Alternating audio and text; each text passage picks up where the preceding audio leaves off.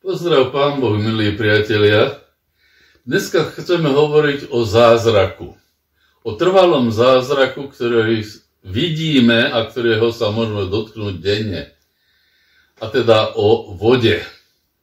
Voda už samým zložením je zázrakom.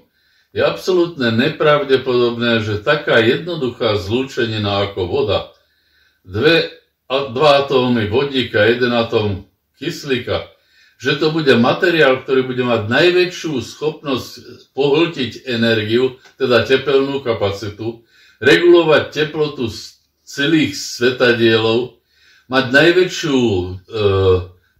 najväčšie skupenské teplo, najväčšiu silu vzlínania, ktorým je schopné v niektorých rastlinách vyliesť až do výšky vyše 100 metrov, je zázrakom aj svojou povrchovou blanou schopnosťou rozpúšťať. Proste voda je aj fyzikálne zázrak. Je to jediná látka, ktorá je schopná existovať pri každej teplote vo všetkých troch skupenstvách. A že je to unikátna látka, už na to nás upozorňuje aj Písmo sväté, keď hovorí, že na počiatku stvoril Pán Boh nebo a zem. A zem bola pustá a prázdna, ale Duch Boží sa vznášal nad vodami. Kde sa tam tie vody vzali? O stvorení vody sa vôbec nič nehovorí. Potom voda sleduje a sprevádza ľudstvo po celý čas existencie. Vodu použil Pán vtedy, keď potrestal ľudstvo pri potope, ale aj na to, aby zachránil Noéma. Vodu použil preto, aby zachránil židovský národ z otroctva a previedol cez Červené more. Vodu použil Pán ako znak svojej prítomnosti a moci, keď Mojžiš otvoril skalu a vypustil prúd vody pre smedných Židov. Voda sprevádzala od toho momentu neustále židovský vyvolený národ ako znak Božej prítomnosti. Voda bola ochrancom a aj pomocníčkou.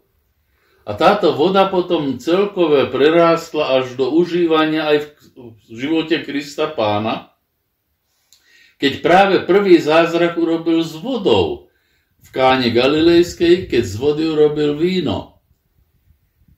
A najväčší vrchol moci alebo použitia, keď Kristus Pán zostúpil do vôd Jordána, prijal Jánov krst a dal moci silu prenášať milosť. A to ešte stále mu bolo málo. Dokázal pri otvorení boku, keď vojak prebodol kopijou Kristový bok, ukázal, že krv a voda, skrze moc krvi a dar obety, sa voda stáva nositeľom milosti a odpustenia, že nám Pán chce dávať svoju milosť skrze vodu. Mali by sme si viac vážiť vodu. Voda je jediný materiál, ktorý sa svetí. Všetky ostatné sa požehnávajú, ale voda sa svetí. Svetená voda je tiež prostriedok milosti kropímeňov veriacich, keď si pripomíname svoj krst na Veľkú noc. Na to máme také špeciálne kropeničky, v ktorých tú svetenú vodu v kostoloch aj uchovávame. A tá svetená voda sa používa aj na posviacky bytov, na ochranu proti zlým mocnostiam, pri rozličných formách modlitby. Volakedy babičky a starí naši predkovia mali malú kropeničku aj doma a keď odchádzali z domu na pamiatku alebo podobne ako Židia mali na dverách Písmo sväté, my sme mali svetenú vodu a značili sme sa touto svetenou vodou, aj keď sme prichádzali domov, aj keď sme odchádzali z domu.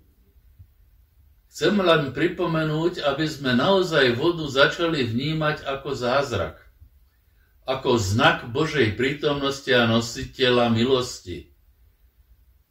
Vždycky, keď idem a mám ešte možnosť občas sa dostať, že prší, každú kvapku môžem vnímať ako Boží dotyk, ako pohľadenie.